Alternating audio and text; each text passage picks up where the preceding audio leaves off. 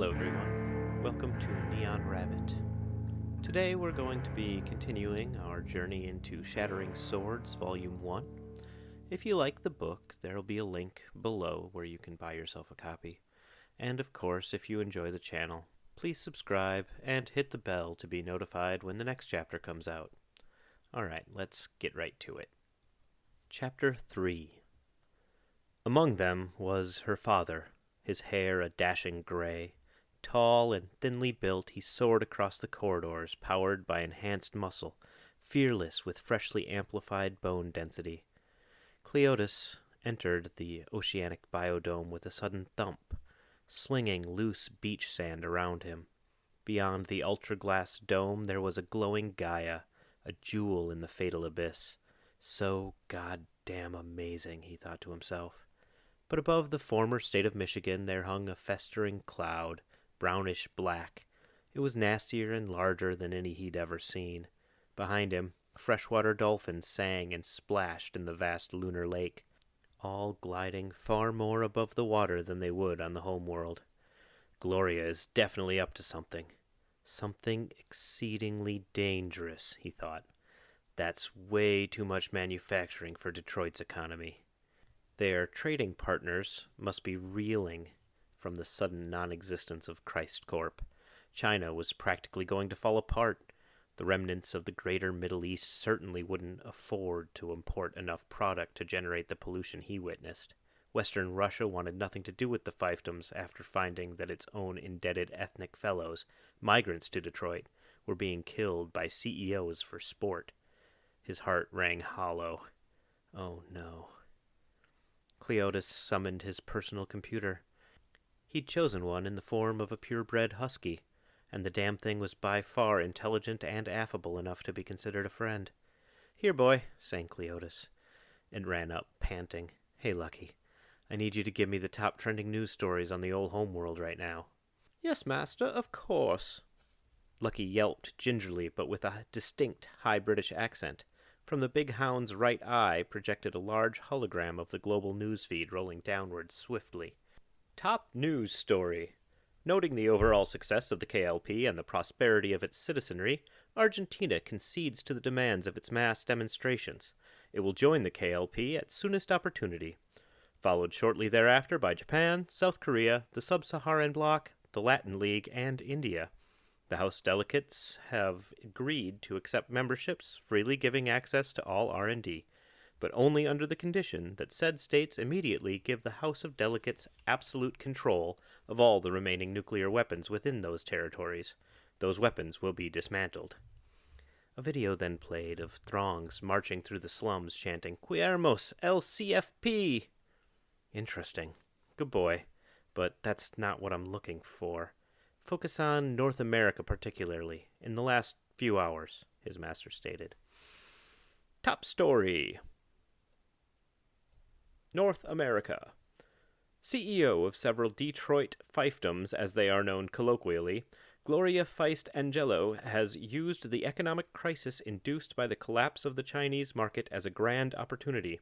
Having saved what appears to be an inordinate amount of money in a more stable currency, she has managed to execute the largest corporate hostile takeover in the history of capitalism. CEO Gloria is now the effective ruler of the greater Detroit area, in which real terms means she controls the vast majority of former Michigan. Economists around the world remain stunned. There appears to be a major celebration being planned tonight. Among other rumors circulating the city is that the recently famous Juliana Angelo has entered Detroit to congratulate her mother. Strange things afoot this week. Tune in for the celebration this evening. Swift, fervent strokes in the water echoed across the mostly silent biodome. It was Marcy Johnson. She'd decided to take advantage of her newly found privileges as a citizen immediately and take the vacations she so much deserved after nearly a decade being trapped as a Christ Corp subject.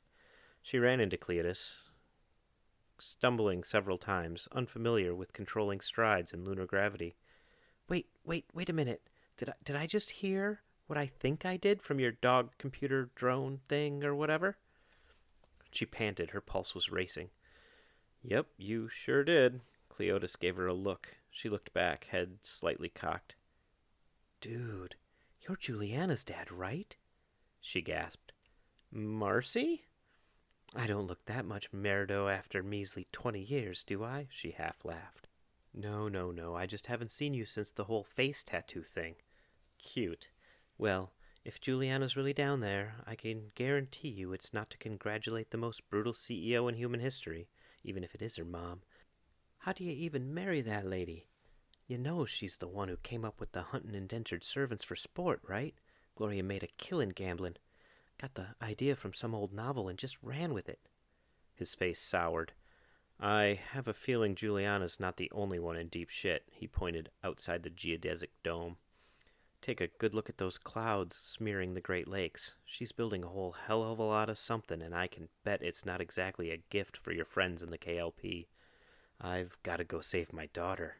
Marcy's jaw dropped as she beheld what was the greatest concentrated plume of pollution that she'd ever conceived. What the hell could she possibly be doing? Asked Marcy, dumbfounded. I'm coming with you. I've got 2 guns with stealth shielding. Juliana threw me a few thousand mutual aid credits to pay for all the psychs Patrice dosed last night. There are a few folks I used to do runs for in Toronto. I'm telling you, we had the best feck for trippin' in Christ Corp territory. I can pay for fake passes into the fiefdoms. Looks like they won't be charging varying entrance rates much anymore. One pig to rule them all. I need you to buy as much Bitcoin as your filthy rich ass can buy. Got it? Cleodas nodded slowly. During the old days of classic corporate espionage, he'd been up for it. That's how he got wealthy enough to be the first among those escaping Earth. Now a fearful twinge trickled along his skin. It was much less about an attempt to be brave in the horror of the fiefdoms, and much more about the reality of facing the child who'd abandoned him. To have so much power and yet run away like a yelping pup as humanity careened over a cliff. The last word between them had been coward. 20 years later, what would be the first? As they jogged along the corridor into the subterranean urban biodomes, he made a failed attempt to teach Marcy the art of movement, weighing a sixth normal.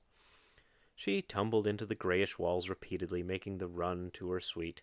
She placed the code. Dual doors parted slowly, far too slowly. Cleodas dodged to the left. Instinct. Marcy swung to the right. Her time in the Red Resistance and plenty of time being a runner within Christ Corp paid off. The advertisement sensors went off on the hallway walls once the system picked up the human body heat. Visitors, consider joining Lunar 1. All biospheric systems are triple redundant. Your enjoyable experience on the surface is only the beginning. All ecosystems on Earth are represented not only on the surface layer, but far beneath. Safety, comfort awaits. Far removed, the troubles of our homeworld remote. The most comfortable, luxurious lifestyles in the solar system await you here. Why distance and vain hope on Mars alone? Why all the sweat and hard work on orbital colonies? Join us here on Lunar 1. The intruders made the mistake of thinking the voice they heard was a person. Several shots erupted toward the door's crevice. All missed, but exploded against the impedimenta. They were definitely not from Luna, if it was possible for trained killers to miss in such a tight space.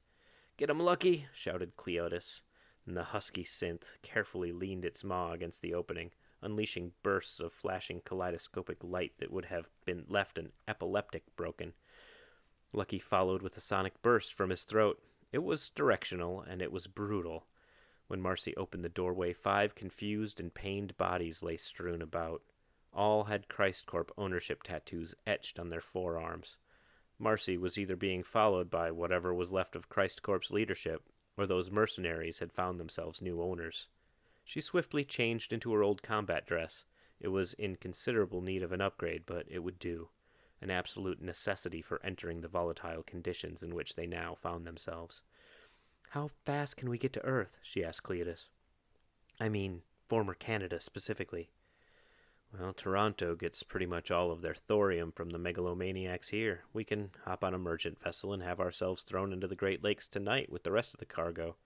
I gotta warn you, though, if we're gonna do this, you'll need to take boosters. I don't think we're gonna get much eating or sleeping done. He pulled 2 syringes from his cloak, both swirling with a dense burgundy fluid. Don't worry, I bought these from visiting CEOs from the CC. Not a single one plays with the possibility of getting their meds wrong. Silently, they injected the goo. Marcy's eyes widened as her body absorbed a chemical spectrum. Slamming her few items into the large suitcase, they hit the door. Her form was on. Marcy and a gangling 70-year-old millionaire were about to face down one of the most powerful CEOs crafted through turbulent machinations of a civilized chaos. But within her stride there was no indication of hesitation. She was a child born of an ecumenical shit show. She was among its causes and, in hindsight, had come to accept it. A determination to shut down Pandora's box. They were steeled for the moment in ways that are lost to those unforged by historical hammers. Soon, tucked into a cramped seating position among the poorest of Gaia's richest, that duo would be uncomfortably flung into a grotesque lake upon the greatest gem the solar system had offered for 3 billion years. Patrice, Dominic, and Juliana approached the port security gate warily. Mercenaries were changing corporate logos on their harrowing, heavily mechanized armor. They appeared to be machines themselves in the heavy black plating, breaths fogging the glass within their helmets. Looks like someone just took over their company. Do you know the logos well enough to tell who bought them from this distance? Muttered Patrice. She enhanced her vision temporarily through subvocal command. It was always painful to have such glaring crystal clarity. She recognized the logo all right, a vulture resting on the corpse of a fallen mouse, yellow and black oval background, lightning bolts along the border. It's Mom, spoke Juliana. She's moving fast, taking advantage of the instability. Brackish waters churned around them, pounding the bridge, its desiccated wooden foundations creaking. Worn ropes swung in the whipping wind. Producing passports, they approached the frightening mercenary guarding the gate. He pulled a pewter voice analyzer from his gauntlet. State your name, country, and corporation of origin, and your purpose. Preferred languages of communication: Esperanto, English, Espanol, Russian, in that order. Patrice, Dominic. My country was a privately run, corporate-owned territory that no longer exists. Christ Corp. So I guess I'm technically a citizen of the KLP? Passports are officially valid for those territories 30 days after said territories have been subject to conquest, right? I've come to accompany my partner for a familial visit. Patrice knew his shit. In this era of upheaval, a small fraction of international governance remained. The trooper scanned the ID and let him pass. Juliana Angelo. I'm from Confederation of Free Persons. She could hear his breath quicken. No worries, we're in a state of peace with the fiefdoms, uneasy as it may be. We've long agreed to not interfere with your affairs here. I have no ill intentions. I'm just here to see my mother, CEO of Gloria Enterprises. He spoke, grunting. Interesting. She's my new boss. Boss of everything around here tonight, actually. Enjoy. I'm sure she'll be happy to see you at her congratulation ball. He gave what some folks would have called a smile. The team gave each other quick, half-confused looks. Yeah, I'm pretty sure she'll be ecstatic. Keep it hush-hush. This is supposed to be a surprise. Of course, madam, he rasped. Congratulations on the Battle of the Banks. I watched the whole thing live. Impressive. She nodded in a grateful fashion. After all these years cascading chaos, what was impressive is that there was still so many who admired war and its victors. All she wanted was peace. To never find herself surrounded by people bleeding in merciless flame ever again. In a matter of weeks, the overwhelming advantage of being KLP citizens would drive the planet's majority to press for membership. The abundance they'd be able to bring to the world would shutter any resource-driven factors that led to the carnage seen throughout the outright madness of the early 21st century. Places like the fiefdoms would disappear as refugees escaped the confines of the borders, depriving those snake pits of a working class upon which to feed. She hoped. Barely. Sighing, they proceeded down the walkway and the coal-stained cityscape before them. Apparently, port costs were so cheap because they'd entered through the city's most destitute neighborhood. Peasants slept in motley cages and boxes begging for rent money, Bitcoin to pay the cramped spaces of which they were denizens. A cheap vodka vomit stench, along with the undeniable smell of black tar heroin being cooked, radiated from the sidewalks. Advertisement holograms yelled consumptive demands in English, blooming as any street corner was approached. Patrice guessed the length of each crosswalk's automated timing was aligned with the commercial's length. Among them moved the wealthy, dressed in metallic suits topped with breathing apparatuses, to purify dooming gaseous currents about them, each outfit lined with thin bulletproof fabric. What at first seemed to be a great many acts of charity proved otherwise. Juliana looked into the full tin cups carried by the surrounding beggars, their faces shimmering with joy. What hard currency they'd been gifted was useless. Every single bill in Christcorp dollars. Worthless. These poor folk wouldn't have known. Not a one of them could afford internet access. Her fury at the fact the KLP hadn't emancipated Detroit raged. Promised neutrality offered by the fiefdoms was no excuse for allowing this gross inequality to continue without opposition. Patrice took a look at her face. Knowing that flushed visage, he guessed that she was thinking. "It's just a matter of time," he said blankly. "Eventually, y'all aren't going to stand for allowing this to go down in your backyard. Every delegate in the surrounding area is going to be up in arms. Sorry to say, but I don't think Narlands is going to be their last battle. I think the fiefdoms are aware of your problems, all right. But we've got to start nurturing our people more. We can't keep throwing away energy fighting. I'd rather play a game that doesn't end up with these Great Lakes filled with bodies." She accessed the city's map. There was no way to be sure where Gloria's palace would be found. Headquarters shifted market swift in the fiefdoms. Little Bitcoin to spare, Juliana was hesitant to pay the exorbitant private internet rates peddled by screeching holograms. Just then, she heard a compass, the all too distinguishable sound of protest in the distance. It could not have been a retaliation of the general populace. Those folks had barely the strength required to survive, let alone risk a demonstration. It was the city's former dominant elite, pissed at their defeat by Gloria. Juliana knew it in her heart. "Follow me."